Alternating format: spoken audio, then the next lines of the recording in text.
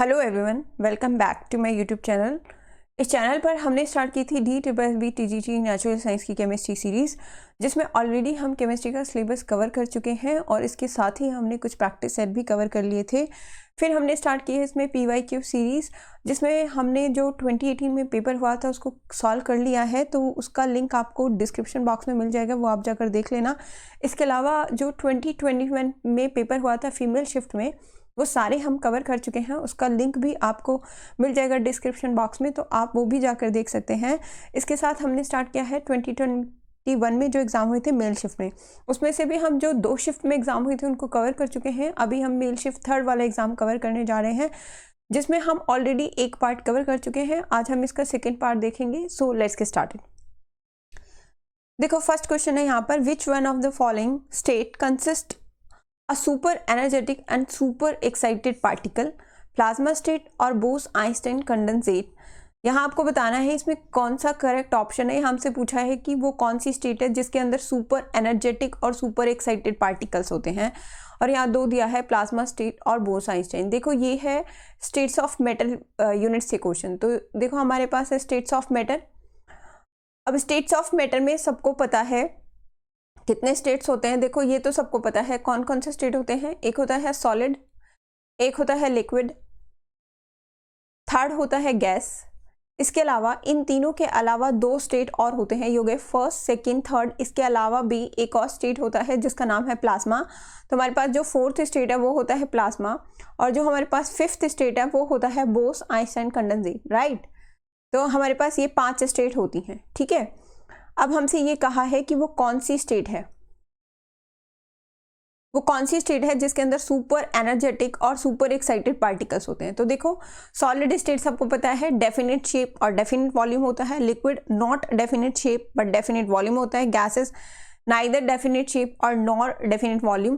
तो super excited और super energetic particle जिसके अंदर होते हैं वो होती है हमारी प्लाज्मा स्टेट। तो जो इसका आंसर आएगा वो कौन सा आंसर आएगा इसका, प्लाज्मा स्टेट। तो जो हमारी प्लाज्मा स्टेट होती है उसके अंदर सुपर एनर्जेटिक और सुपर एक्साइटेड पार्टिकल्स होते हैं, ये हो गया, ठीक है। फर्स्ट ऑप्शन इसका करेक्ट आएगा। अदरवाइज आप बोस-आइंस्टाइन को ऐसे याद रख सकते हैं। देखो, इसमें वर्ड आ रहा है कंडेंसेट, तो इसके अंदर सुपर कूल्ड गैसेस होती हैं, आयनाइज की सुपर कूल्ड आयनाइज्ड गैसेस होती हैं, बहुत ही ज़्यादा कूल्ड एक्सट्रीमली। तो वो क्या होती है, बोस-आइंस्टाइन कंडेंसेट। और जो हमारे प्लाज्मा है उसके अंदर बहुत ही ज़्यादा एनर्जेटिक और सुपर एक्साइटेड पार्टिकल्स होते हैं, राइट। तो ये कौन सा ऑप्शन करेक्ट आएगा, 1। Next, dash is the change of solid state directly to gaseous state without going through liquid state. Options are sublimation, evaporation, deposition और बॉइलिंग। देखो, यहाँ कहा है कि वो कौन सा है जिसके अंदर हम डायरेक्टली सॉलिड स्टेट से गैसियस स्टेट में चले जाते हैं बिना लिक्विड स्टेट में जाए। देखो, सबको पता है ये क्या होता है, सॉलिड, और एक हमारे पास कौन सी होती है भाई, लिक्विड, और दूसरी मतलब 3rd स्टेट जो होती है वो हमारी क्या होती है, गैस, ठीक है, ये होती है। अब सबको पता है इनको इंटर कन्वर्ट किया जा सकता है, यानी सॉलिड को मैं किस में कन्वर्ट कर सकती हूँ, लिक्विड में। सॉलिड को लिक्विड में कन्वर्ट करने का जो प्रोसेस होता है, जब पूरा सॉलिड लिक्विड में कन्वर्ट हो जाता है तो उस प्रोसेस को कहते हैं फ्यूजन, राइट।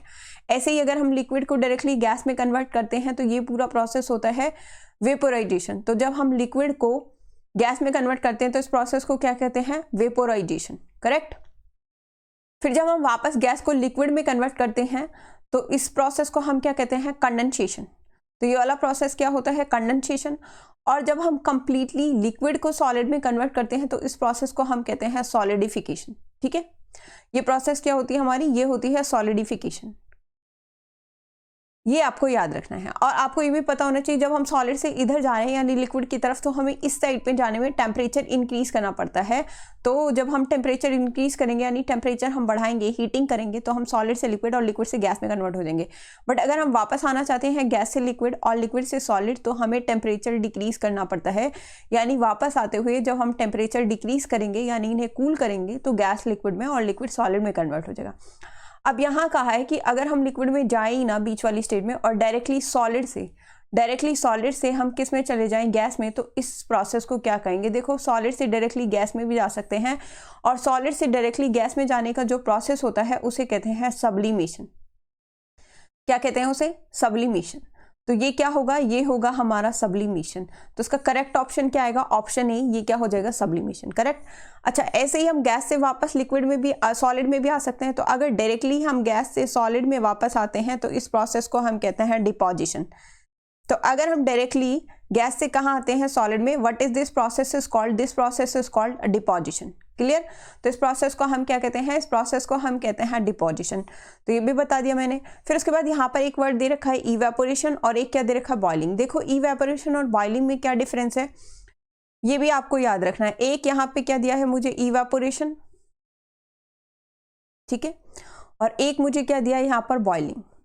एक तो ये बहुत ज़्यादा आपको याद रखना है। देखो इवेपोरेशन जो है वो एक सरफेस फिनोमिना है, ये बहुत इंपॉर्टेंट है, आपको याद रखना है। इवेपोरेशन एक सरफेस फिनोमिना है, जबकि बॉइलिंग एक बल्क फिनोमिना है, ठीक है। अब इसका मीनिंग क्या है बल्क का, देखो मान लो मेरे पास ये एक कंटेनर है और इस कंटेनर के अंदर कोई लिक्विड फिल्ड है, ठीक है। अब अगर ये इवेपोरेट होता है तो पहले सरफेस के मॉलिक्यूल, यानी सबसे पहले ये वाला वेपराइज होगा, फिर ये वाला वेपराइज होगा, फिर ये वाला वेपराइज होगा, फिर ये वेपराइज होगा। तो फर्स्ट लेयर जब वेपराइज होगी तब सेकंड लेयर वेपराइज होना स्टार्ट होगी। तो ये सरफेस से शुरू होता है। बट अगर मैं बॉइलिंग की बात करूं तो अगर मैंने एक कंटेनर ले रखा है तो पहली बात मुझे बॉइलिंग के लिए हीटिंग देनी पड़ेगी, ठीक है। तो क्या होगा, सबसे पहले नीचे के ये बॉइल होंगे और ये बॉइल होके ऊपर उठेंगे, फिर नीचे वाली, ऊपर वाली लेयर नीचे आ जाएगी, फिर वो बॉयल होगी। तो ये बल्क से स्टार्ट होता है, जबकि जो हमारा इवेपोरेशन है वो सरफेस से ही स्टार्ट हो जाता है। इसलिए आपको याद रखना है इवेपोरेशन सरफेस फिनोमिना होता है, बॉइलिंग एक बल्क फिनोमिना होता है। कन्वर्ट हम इवेपोरेशन में क्या करते हैं, लिक्विड से गैस ही बनाना है इसमें, लिक्विड से गैस, ठीक है। और बॉइलिंग में भी, बॉइलिंग में जो फिनोमिना होगा वो वेपोराइजेशन होता है, यानी इसमें भी हम लिक्विड से गैस बनाते हैं। पर जो इवेपोरेशन है वो बॉइलिंग से पहले ही हो जाता है, यानी किसी भी लिक्विड का बॉइलिंग पॉइंट अटेन होने से ही पहले, अगर कोई भी लिक्विड अपना बॉइलिंग पॉइंट अटेन करने से पहले ही अगर वो गैस में कन्वर्ट हो जाता है तो उसे हम क्या कहते हैं, इवेपोरेशन। और अगर वो बॉइलिंग पॉइंट अटेन करने के बाद गैस में कन्वर्ट होता है तो उसे क्या कहते हैं, वेपोराइजेशन। ये आपको याद रख के चलना है। क्लियर है इतना, चलो next. Which one of the following is dispersion medium for emulsion? Options are यहाँ पर 3 स्टेट दिया में, गैस, लिक्विड और सॉलिड, और इसमें ऑप्शन आपको करेक्ट करना है कौन सा ऑप्शन है। और यहाँ कहा है कि इमल्शन के लिए डिस्पर्जन मीडियम क्या होता है। पहले तो देखो जहाँ भी डिस्पर्जन मीडियम बात आती है तो वहाँ हम बात करते हैं कोलॉइडल सॉल्यूशन की। इसका मतलब क्योंकि यहाँ पर डिस्पर्जन मीडियम की बात कर रहे हैं तो इसका मतलब हम किसकी बात कर रहे हैं, कोलॉइडल सॉल्यूशन की। एक हमारे पास ट्रू सॉल्यूशन भी होता है। तो जैसे ट्रू सॉल्यूशन में 2 कंपोनेंट होते हैं, और ट्रू सॉल्यूशन के 2 कंपोनेंट कौन से होते हैं, एक कंपोनेंट होता है सॉल्यूट। तो जो हमारे ट्रू सॉल्यूशन होते हैं उसका एक कंपोनेंट होता है सॉल्यूट और दूसरा कंपोनेंट क्या होता है उसका सॉल्वेंट, ठीक है। वैसे ही जो कोलॉइडल सॉल्यूशन होते हैं उनका भी 2 कंपोनेंट होते हैं। तो जो कोलॉइडल सॉल्यूशन होते हैं उसके 2 कंपोनेंट कौन कौन से होते हैं, एक होता है इसका डिस्पर्स्ड फेज। तो जो हमारा कोलॉइडल सॉल्यूशन है उसका एक कंपोनेंट क्या होता है, डिस्पर्स्ड फेज, और जो कोलॉइडल सॉल्यूशन है उसका दूसरा कंपोनेंट क्या होता है, दूसरा कंपोनेंट होता है उसका डिस्पर्जन मीडियम, ठीक है। दूसरा कंपोनेंट क्या होता है उसका, डिस्पर्जन मीडियम, करेक्ट, ये हो गया।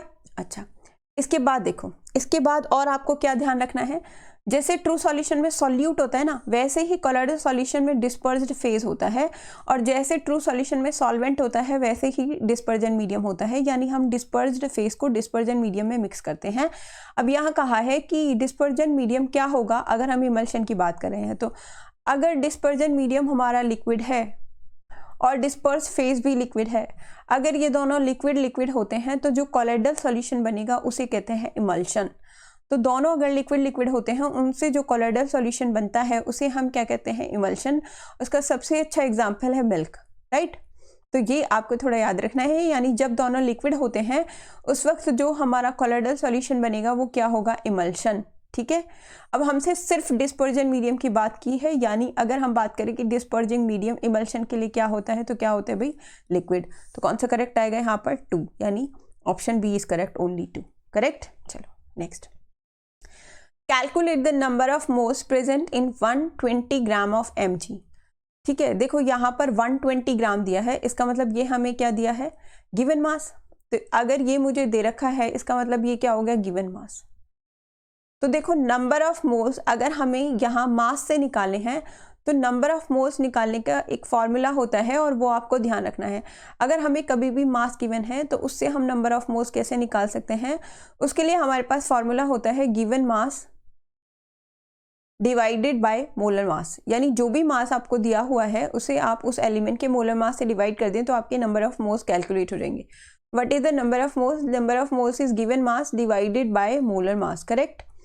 अब यहाँ अगर मैं देखूँ तो जो हमें गिवन मास दिया हुआ है वो कितना दिया हुआ है 120, और जो मोलर मास है मैग्नीशियम का पता होना चाहिए, मोलर मास होता है 24। तो अगर मैं 120 को 24 से डिवाइड करूंगी तो मुझे क्या मिलेगा, यहाँ से कट कर लो इसको और ये 5 पे कट हो जाएगा, यानी मुझे क्या मिलेगा, यहाँ से मिलेंगे 5 मोल्स। तो यहाँ से मुझे क्या मिलेंगे 5 moles. So option D is correct. ठीक है, आपको ये वाला फॉर्मूला याद रखना है, ये बहुत इंपॉर्टेंट है। नंबर ऑफ मोल, वैसे पार्टिकल भी दिए जा सकते हैं, उस केस में फॉर्मूला होता है given number of particles divided by Avogadro number. Avogadro number सबको पता होगा क्या होता है, 6.022 इंटू 10⁻23, बट अभी हमें पार्टिकल्स नहीं दिए गए तो ये नहीं लगाना है। तो नंबर ऑफ मोल्स का फॉर्मूला ये याद रखना, अगर मास दिया हुआ है तो given mass divided by molar mass. Clear? चलो next, what is the mass of 0.5 mole of calcium atom? तो हमें कहा है यहाँ पर 0.5 मोल ऑफ कैल्शियम एटम का मास कितना होगा। तो देखो ध्यान से इसको देखेंगे एक बार। थोड़ी देर पहले मैंने अभी आपको नंबर ऑफ मोल्स का फॉर्मूला बताया था, देखो यहाँ भी मास की बात की है। जब कभी भी मास की बात आ जाए ना तो आप नंबर ऑफ मोल्स वाला फॉर्मूला याद रखना। तो मैंने अभी आपको क्या बताया, नंबर ऑफ मोल्स क्या होते हैं, नंबर ऑफ मोल्स होते हैं given mass divided by molar मास। तो नंबर ऑफ मोल्स निकालने का फॉर्मूला होता है हमारे पास given mass divided by molar mass, right. ये अभी फॉर्मूला लिखवाया। अब यहाँ पर क्या है, यहाँ पर थोड़ा सा बदल गया है। यहाँ पर हमें एक तो कैल्शियम दिया हुआ है और कैल्शियम का मोलर मास पता होना चाहिए कितना होता है 40, ठीक है। तो यहाँ मुझे 40 पता है और मुझे ना यहाँ पर नंबर ऑफ मोल्स भी गिवन है, कितने गिवन है 0.5। तो हम 0 पॉइंट यहाँ पर पुट करेंगे और ये गिवन मास मुझे निकालना है, यही तो पूछा है मुझसे, क्योंकि मोलर मास तो हमें दिया हुआ है। अगर मोलर मास तो हमें पता ही होता है और ये कितना है 40। तो अगर अब मुझे मास निकालना है यानी मुझे वेट निकालना है तो क्या होगा 0.5 इंटू 40, ये इधर चला जाएगा और ये इधर जाके क्या हो जाएगा मल्टीप्लाई। तो आंसर क्या आएगा, आंसर आएगा इसका 20 ग्राम, राइट। इसका आंसर क्या आ जाएगा 20 ग्राम। सो कौन सा ऑप्शन करेक्ट होगा, option D is correct, 20 gram, correct. चलो next, what is the original colour of litmus solution?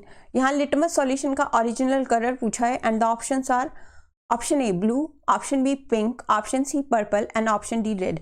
तो देखो जो लिटमस होता है ना वो लाइकेन एक नेचुरल इंडिकेटर है। तो पहले तो आपको ये याद रखना है कि एक नेचुरल इंडिकेटर है जो लाइकेन से निकलता है और लिटमस कैसा इंडिकेटर है, नेचुरल, ठीक है। ये एक नेचुरल इंडिकेटर है।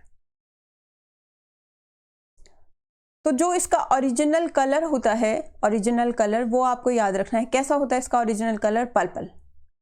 कैसा कलर होता है, पर्पल, ठीक है। फिर ये दो तरीके का होता है, एक ब्लू लिटमस पेपर और एक रेड लिटमस पेपर, ठीक है। अब अगर हमारे पास कोई एसिड है तो वो ब्लू लिटमस पेपर को किस में चेंज कर देता है, रेड में। और अगर हमारे पास कोई बेस है, अगर हमारे पास कोई बेसिक सॉल्यूशन है या बेस है तो वो क्या करता है, रेड को किस में चेंज कर देता है, ब्लू में। क्लियर, आपको याद रखना। और ओरिजिनल कलर भी आप याद रखेंगे लिटमस का क्या होता है, purple. So option C is correct, purple, right. चलो next, which gas is formed when metal hydrogen carbonates react with acid? Options are H2, O2, CO and CO2। तो यहाँ हमें कहा है कि अगर हम मेटल हाइड्रोजन कार्बोनेट की रिएक्शन कराते हैं एसिड के साथ तो कौन सी गैस रिलीज होती है। तो देखो हमें कहा है यहाँ पर कोई भी metal hydrogen carbonate, metal hydrogen carbonate. तो हमें यहाँ जो गिवन है वो क्या गिवन है, हमें गिवन है यहाँ पर मेटल हाइड्रोजन कार्बोनेट और इसकी रिएक्शन हमें किसके साथ करानी है, एसिड के साथ, ठीक है। तो देखो यहाँ पर क्या बनता है, एक तो हमें मिलेगा सॉल्ट, एक यहाँ से रिलीज होगा H2O। और देखो ये ना मैंने आप पहले कुछ वीडियोस जाकर देखना या मेटल नॉन मेटल वाला चैप्टर जाकर देखना, प्लेलिस्ट में आपको मिल जाएगा जो मैंने मेटल नॉन मेटल वाली यूनिट करवाई है उसमें। तब भी मैंने बताया था कि अगर आपको एक साइड पे कार्बोनेट दिया हुआ है, चाहे रिएक्टेंट साइड पे चाहे प्रोडक्ट साइड पे, यानी अगर आपको रिएक्टेंट साइड पे कार्बोनेट दिया गया है तो प्रोडक्ट साइड पे CO2 जरूर बनेगा। और अगर आपको प्रोडक्ट साइड पे मतलब आपको रिएक्टेंट साइड पे कार्बोनेट दिया है तो प्रोडक्ट साइड पे CO3 बनेगा। ये इंटरचेंजेबल होते हैं। तो यहाँ से कौन सी गैस रिलीज होती है, CO2 गैस रिलीज होती है, ठीक है। इसकी मैं आपको एक रिएक्शन करा के दिखा देती हूँ। सपोज हम ले रहे हैं CaCO3, ठीक है, CaHCO3 का होल ट्वाइस, ये तो कैल्शियम कार्बोनेट हो गया, हालांकि यहाँ से ऐसे ही रिलीज होगी, बट यहाँ पर हाइड्रोजन कार्बोनेट का है, तो पहले मैं हाइड्रोजन कार्बोनेट का बता देती हूँ। हम ले लेते हैं NaHCO3, मेटल हाइड्रोजन कार्बोनेट है ये, और ये सोडियम हाइड्रोजन कार्बोनेट है जिसे बेकिंग सोडा भी कहते हैं। इसकी रिएक्शन अगर मैं करा दूं HCl से, तो देखो ये भी मैंने बहुत बताया है आपको बहुत बार कि अगर रिएक्टेंट साइड में एक तरफ Na है और एक तरफ Cl, तो सबसे पहले आप NaCl को ऐड करेंगे, NaCl को जोड़ दो, NaCl बेस्ट फ्रेंड की तरह होते हैं।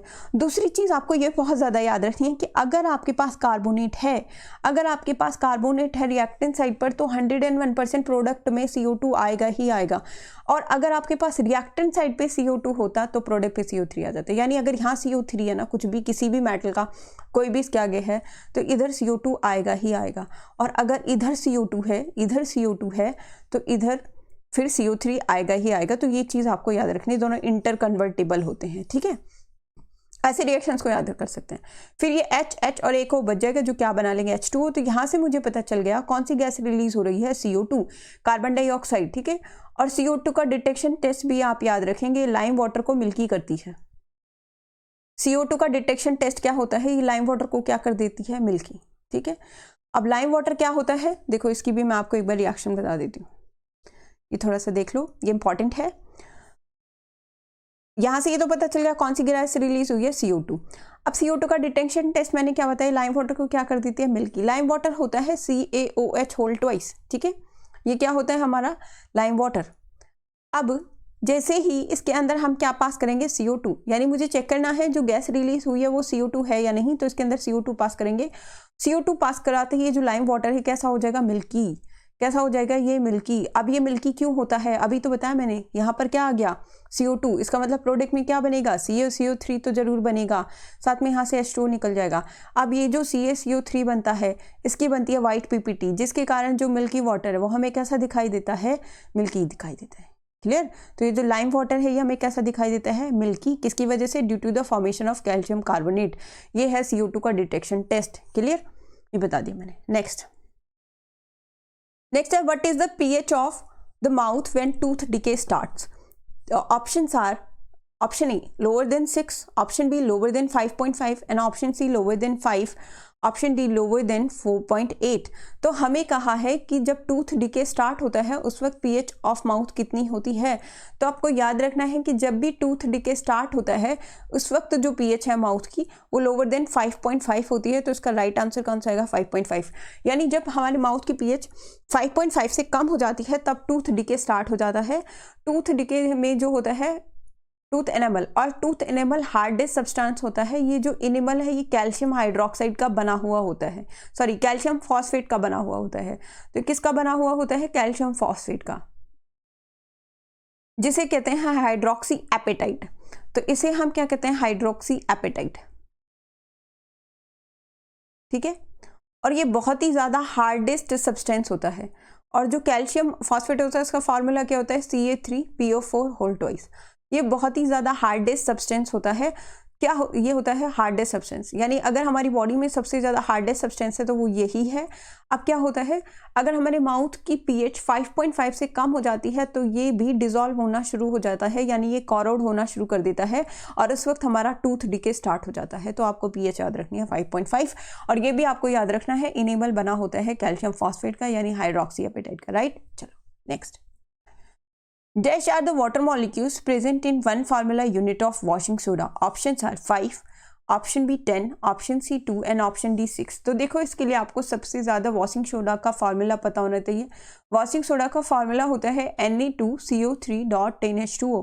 तो formula of washing soda is Na2CO3.10H2O। इसका कॉमन नेम वॉशिंग सोडा है। अगर मैं केमिकल नेम की बात करूँ तो ये हो जाएगा सोडियम कार्बोनेट। यहाँ पर है सोडियम और ये क्या है, कार्बोनेट। तो ये क्या है, सोडियम कार्बोनेट। अब इसके साथ यहाँ पर 10 वाटर मॉलिक्यूल है। 10 के लिए हम लगाएंगे डेका और वाटर के लिए हम लगाएंगे हाइड्रेट। तो ये क्या होगा, सोडियम कार्बोनेट डेका हाइड्रेट। इसका नाम क्या हो जाएगा, इसका नाम हो जाएगा sodium carbonate Deka hydrate, right. अब देखो यहाँ पर क्या है, जो भी यहाँ पर नंबर दिया गया है वही इसका फॉर्मूला यूनिट है। यहाँ कोई नंबर नहीं है तो हम क्या मानेंगे 1। अब ये तो हो गया 1, और 1 फार्मूला यूनिट में कितने वाटर मॉलिक्यूल्स हैं 10, तो यही हमसे पूछा है इसके 1 फार्मूला यूनिट में कितने वाटर मॉलिक्यूल्स हैं 10, so option B is correct. ठीक है, जैसे एक और होता है हमारे पास CuSO4.5H2O।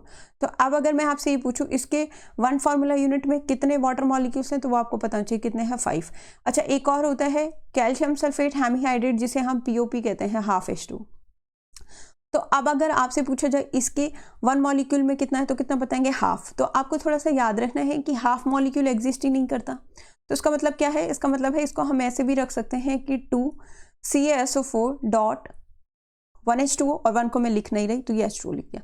तो आप ऐसा नहीं बोलेंगे कि इसके एक फार्मूला यूनिट में आधा मॉलिक्यूल है, आधा एग्जिस्ट नहीं करता है, half molecule does not exist. तो उसमें क्या होता है कि 2 कैल्शियम सल्फेट के मॉलिक्यूल, 2 है ना, ये 2 कैल्शियम सल्फेट के मॉलिक्यूल एक वाटर मॉलिक्यूल को शेयर करते हैं। 2 molecules of calcium sulphate share 1 molecule of H2। जैसे मान लो अगर एक बच्चा बुक पढ़ रहा है और दूसरा नहीं लेकर आया, तो हम दोनों को बोलेंगे कि एक ही बुक में से पढ़ लो, उसको फाड़ कर आधी आधी तो नहीं कर लेंगे ना। तो वैसे ही मॉलिक्यूल आधा नहीं होता है, इसका मतलब होता है 2 मॉलिक्यूल्स एक की शेयरिंग कर रहे हैं। क्लियर इतना? चलो next, washing soda is used in removing permanent hardness of water, glass, soap and paper industry. तो आपको बताना है इसमें से वॉशिंग सोडा किस में यूज होता है। तो देखो अभी थोड़ी देर पहले ही वॉशिंग सोडा का फॉर्मूला बताया है, जो होता है Na2CO3.10H2, ये होता है वॉशिंग सोडा।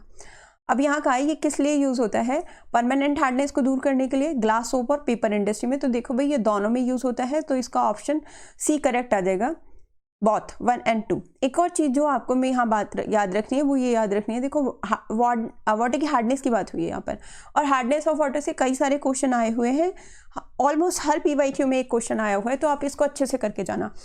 अब देखो वाटर जो है वो 2 तरीके का होता है, एक होता है हार्ड वाटर और एक होता है सॉफ्ट वाटर। अभी हार्ड और सॉफ्ट वाटर में क्या डिफरेंस होता है, जिस पानी के अंदर सोप झाग दे देता है वो होता है सॉफ्ट, और जिसके अंदर पानी झाग नहीं देता वो क्या होता है, हार्ड। अब ये जो हार्ड वाटर होता है, तो ये भी जो हार्डनेस होती है वाटर की, ये 2 तरीके की होती है, यानी हार्डनेस के 2 टाइप्स होते हैं। इसका फर्स्ट टाइप होता है टेम्पोरेरी हार्डनेस। तो जो हमारी हार्डनेस होती है वो 2 टाइप्स की होती है, जिसमें से एक होती है हमारी टेम्पोरेरी हार्डनेस और एक होती है हमारी परमानेंट हार्डनेस। ठीक है, अब जो हमारी टेम्पोरेरी हार्डनेस होती है वो होती है हाइड्रोजन कार्बोनेट्स की वजह से। मेनली तो जो हार्डनेस है वो कैल्शियम और मैग्नीशियम के सॉल्ट की वजह से होती है, यानी कैल्शियम और मैग्नीशियम के आयन होने की वजह से होती है। यानी अगर पानी के अंदर कैल्शियम हाइड्रोजन कार्बोनेट प्रेजेंट है या फिर मैग्नीशियम हाइड्रोजन कार्बोनेट है, तो जो हार्डनेस होगी वो टेम्पोरेरी हार्डनेस होगी। पर जो परमानेंट हार्डनेस है वो या तो उसके अंदर कैल्शियम क्लोराइड यानी क्लोराइड के आयन होंगे मैग्नीशियम के, या फिर उसके अंदर होगा MgCl2, या फिर उसके अंदर हो सकता है CaSO4, या क्या हो सकता है MgSO4। तो आपको ये याद रखना है कि कैल्शियम और मैग्नीशियम तो प्रेजेंट होंगी, अगर वो हाइड्रोजन कार्बोनेट की फॉर्म में प्रेजेंट है तो वो टेम्पोरेरी हार्डनेस होती है, और अगर वो क्लोराइड और सल्फेट की फॉर्म में प्रेजेंट होते हैं तो परमानेंट हार्डनेस होती है। अब जो वॉशिंग सोडा है वो परमानेंट हार्डनेस को दूर करने का काम करता है, ठीक है, क्योंकि इसे ब्रेक कर देता है, CaCO3 बना लेगा, तो CaCO3 के प्रेसिपिटेट बन जाएंगे, जिसे हम फिल्टर करके अलग कर लेंगे और पानी से हम काम कर लेंगे। और ये ग्लास, सोप और पेपर इंडस्ट्री में भी यूज किया जाता है, तो ये दोनों में ही यूज होता है। क्लियर? चलो next, calcium sulphate hemihydrate is another name of option A plaster of Paris, option B washing soda, option C baking soda and option D bleaching soda. तो देखो यहाँ पर कहा है कैल्शियम सल्फेट, तो कैल्शियम सल्फेट क्या होगा, CaSO4। हेमीहाइड्रेट, हेमी का मतलब क्या होता है, हाफ, और हाइड्रेट क्या हुआ, H2O। ये भी थोड़ी देर पहले मैंने करवाया भी था आपको। किसका फॉर्मूला होता है, ये होता है प्लास्टर ऑफ पेरिस, POP जिसे हम कहते हैं। तो ये किसका फॉर्मूला होता है, प्लास्टर ऑफ पेरिस का। ठीक है, और मैंने आपको ये भी बताया कि ऐसे नहीं लिखते हैं इसको, मतलब ये है तो ऐसे ही लिखेंगे, बट इसको ऐसे नहीं बोलेंगे कि इसके एक फॉर्मूला यूनिट में हाफ मॉलिक्यूल है, because half molecule does not exist. तो इसे हम क्या बोलेंगे, 2 यहाँ पर ले जाएंगे। जब 2 यहाँ पर जाएगा तो हम इसे क्या लिख सकते हैं, 2CaSO4.1H2O। 1 को मैं नहीं लिख रही हूँ, तो इसका मतलब क्या होता है कि 2 कैल्शियम सल्फेट के मॉलिक्यूल एक वाटर मॉलिक्यूल शेयर करते हैं। क्लियर? अच्छा, आपको इसकी थोड़ी सी प्रिपरेशन भी ध्यान रखनी है। देखो ये प्रिपेयर्ड होता है जिप्सम को हीट करने से, और जिप्सम का फॉर्मूला होता है CaSO4.2H2। ये होता है जिप्सम। जब हम जिप्सम को जब हम जिप्सम को हीट करते हैं 373 केल्विन पर, ये टेम्परेचर बहुत ज़्यादा याद रखना है, 373 केल्विन। अगर डिग्री सेल्सियस में आया तो 100 डिग्री सेल्सियस। जब हम इसको 100 डिग्री सेल्सियस पर हीट करते हैं तो यहाँ से CaSO4.12H2 बनता है। तो एक तो हमें यहाँ से मिलता है CaSO4.12H2, यानी हमें क्या मिलती है यहाँ से POP, राइट। और यहाँ से 1.5 H2O निकल जाता है, ये निकल जाता है। और हमें यहाँ से क्या मिल जाती है, यहाँ से हमें मिल जाती है POP। पर अगर इससे ज़्यादा टेम्परेचर होगा तो ये हाफ मॉलिक्यूल भी लॉस्ट हो जाएगा और हमें सिर्फ CaSO4 ही मिलेगा। तो थोड़ा सा टेम्परेचर का ध्यान रखना है, ये वाला इतने टेम्परेचर पर हीट करते हैं। इसके अलावा यहाँ पर देखो वॉशिंग सोडा दिया है। वॉशिंग सोडा भी अभी थोड़ी देर पहले आया था, जिसका फॉर्मूला होता है Na2CO3.10H2O। और अगर मैं इसके केमिकल नेम की बात करूँ तो सोडियम कार्बोनेट डेकाहाइड्रेट हो जाएगा। अगर मैं बेकिंग सोडा देखूँ तो बेकिंग सोडा होता है NaHCO3, ठीक है। और NaHCO3 इसका अगर मैं केमिकल नेम की बात करूँ तो केमिकल नेम होगा इसका सोडियम हाइड्रोजन कार्बोनेट। तो इसका केमिकल नेम क्या होगा, इसका केमिकल नेम होगा सोडियम हाइड्रोजन कार्बोनेट। क्लियर, चलो। उसके अलावा हमें यहाँ पर ब्लीचिंग सोडा दिया है, ये होना चाहिए था ब्लीचिंग पाउडर, है ना। ब्लीचिंग सोडा नहीं होता है, वो क्या होता है, ब्लीचिंग पाउडर। तो जो ब्लीचिंग पाउडर होता है उसका फॉर्मूला क्या होता है, उसका फॉर्मूला होता है CaOCl2, CaOCl2। अब CaOCl2 का जो केमिकल नेम है वो क्या होता है, कैल्शियम ऑक्सीक्लोराइड। तो इसका क्या नाम होता है, कैल्शियम ऑक्सीक्लोराइड, राइट। चलो, तो यहाँ हमें पूछा था कैल्शियम सल्फेट हेमीहाइड्रेट, वो किसका फॉर्मूला होता है, प्लास्टर ऑफ पेरिस, यानी किसका फॉर्मूला होता है, वो POP। तो यहाँ पर करेक्ट ऑप्शन कौन सा आना था, POP, यानी option A is correct, plaster of Paris, right. चलो next, synthetic detergents are classified into how many categories, option 2, 3, 4, 5। यहाँ का जो सिंथेटिक डिटर्जेंट्स होते हैं वो कितने कैटेगरीज में क्लासीफाई होते हैं, तो वो आपको याद रखना है। सिंथेटिक डिटर्जेंट 3 कैटेगरीज में क्लासीफाई होते हैं, तो उसका ऑप्शन बी करेक्ट होगा, 3। अब ये 3 कैटेगरीज कौन कौन सी हैं, एक कैटेगरी होती है इसकी एनायनिक डिटर्जेंट, ठीक है, एनायनिक डिटर्जेंट्स। एक कैटेगरी होती है इसकी कैटायनिक डिटर्जेंट्स, एनायनिक, और उसके बाद होते हैं कैटायनिक डिटर्जेंट्स। और एक थर्ड कैटेगरी और आपको याद रखनी है जो होती है नॉन आयनिक डिटर्जेंट्स। तो जो हमारे सिंथेटिक डिटर्जेंट्स होते हैं उसकी कितनी कैटेगरी होती है, 3। कौन कौन सी, anionic, cationic and non ionic detergents. अब जो एनायनिक डिटर्जेंट्स होते हैं उसके अंदर इस तरीके का सॉल्ट प्रेजेंट होता है SO3 नेगेटिव, ये वाला कंटेंट ज़्यादा अमाउंट में होता है। आगे कार्बन की कोई चेन होगी, ये वाला ज़्यादा लॉन्गेस्ट होता है, इसलिए इसको क्या बोलते हैं, एनायनिक डिटर्जेंट। और जो कीटाइनिक होते हैं उसमें अमोनियम सॉल्ट होते हैं, यानी N पॉजिटिव। इस तरीके का आपको कुछ मिलेगा, टेट्रा, यहाँ पर 4 इस तरीके से ग्रुप कनेक्ट होंगे और नाइट्रोजन होगा, तो कीटाइनिक होते हैं। और जो नॉन आयनिक होते हैं उसमें कोई भी चार्ज नहीं होता है और एस्टर ग्रुप होता है इस तरीके का, या इथाइलिन ग्लाइकॉल का ग्रुप होता है इस तरीके का, और इसमें कोई भी चार्ज नहीं होता है, नो चार्ज। वो हमारे कौन से होते हैं, नॉन आयनिक डिटर्जेंट्स। क्लियर, ये आपको थोड़ा सा याद रखना है, ठीक है। तो थोड़ा सा ये याद रख लेना, जैसे ये एनायनिक डिटर्जेंट जो होते हैं ना वो टूथपेस्ट में यूज़ होते हैं। तो जो एनायनिक डिटर्जेंट होते हैं वो कहाँ यूज़ होते हैं, टूथपेस्ट में। कैटायनिक डिटर्जेंट जो होते हैं वो किस में यूज़ होते हैं, हेयर शैम्पूज़ में। और जो हमारे नॉन आयनिक डिटर्जेंट्स होते हैं ना, नॉन आयनिक, वो होते हैं लिक्विड डिश वॉशिंग डिटर्जेंट्स। तो ये क्या होते हैं, ये होते हैं हमारे liquid dish washing detergents. Clear, तो ये आपको थोड़ा सा याद रखना है और इसके यूजेस भी याद रखना है, कौन सा कहाँ पर यूज़ होते हैं। क्लियर, चलो next, nitrogen makes up dash of our atmosphere, option A 90 to 95%, option B 85 to 90%, option C 80 to 85% and D 75 to 80%। तो देखो जो एटमॉस्फेयर में है उसमें सबसे ज़्यादा कंटेंट नाइट्रोजन का ही है और ये ऑलमोस्ट 78% है। उसके बाद दूसरे नंबर पर ऑक्सीजन आती है जो 20% से थोड़ा कम है, यानी 20 पॉइंट समथिंग है, 09 ऐसा कुछ है। पहले 21 थी बट अभी रिड्यूस हो गई है। सबसे ज़्यादा अमाउंट में नाइट्रोजन, और सेकेंड नंबर पे कौन आती है, ऑक्सीजन। तो यहाँ हमसे पूछा है नाइट्रोजन कितना कंटेंट कवर करती है भाई, 78%, और 78% कौन सी रेंज में आ रहा है, 75 से 80%। तो इसका ऑप्शन डी करेक्ट हो जाता है, 75 से 80%। क्लियर, चलो next, consider the following features of a particular gas. First feature है it is a reddish brown gas with pungent smell. Second feature है directly indirectly causes acid rain. Which one of the following is being talked about, किस gas के बारे में बात हो रही है? देखो यहाँ पर ना आपको इसे याद रखना है, रेडिश ब्राउन गैस, और रेडिश ब्राउन गैस होती है NO2। आपको यहाँ से याद रखना है रेडिश ब्राउन कौन सी गैस का कलर होता है? NO2। देखो यहाँ देख लो, CFCS तो क्लोरोफ्लोरोकार्बन होता है, SO3 सल्फाइड होता है, SO2 सल्फाइड होता है। तो ये तो रोटन एग वाली स्मेल होती है सल्फर की। इनके कलर नहीं होते, कलरलेस होती हैं। CFCS भी कलरलेस होता है, बस एक NO2 ही है जिसका कलर कैसा होता है? Reddish brown. तो उसका करेक्ट ऑप्शन क्या आएगा? सेकंड। आपको यहीं से पता चल गया। और ये भी पता है इनडायरेक्टली ये एसिड रेन कॉज करती है। भाई NO2 अगर H2O से मिलेगा तो क्या बनाएगा? HNO3। नाइट्रोजन ऑक्सीडाइज होकर ऊपर गया और इसने क्या बना लिया? NO2। अब वाटर वेपर से रिएक्ट करके इसने क्या बना लिया? HNO3, एसिड बना लिया। यही एसिड रेन के टाइम पर अर्थ पर वापस आएगा और क्या कॉज करेगा? Acid rain. आपको पता कहाँ से लगा ये NO2 है? ये यहाँ से पता लगा, reddish brown gas. Reddish brown gas से ही आपने पता लगा लिया ये NO2 गैस के बारे में बात हो रही है। क्लियर? चलो next.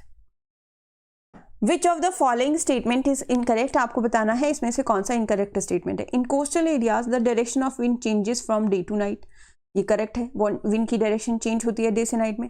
Formation of water vapours can be influenced by the activities of human beings, ये भी करेक्ट है। उसके बाद लिखा है the fossil fuels like coal and petroleum contain very large amount of nitrogen and sulphur, ये गलत है। तो हमें यहाँ इनकरेक्ट ही पूछा है, तो कौन सा स्टेटमेंट इनकरेक्ट है? सी। फिर DB का है the combustion of fossil fuels increase the amount of suspended particles in air, ये भी करेक्ट है। इनकरेक्ट बताना था, कौन सा इनकरेक्ट है? C is incorrect. नेक्स्ट।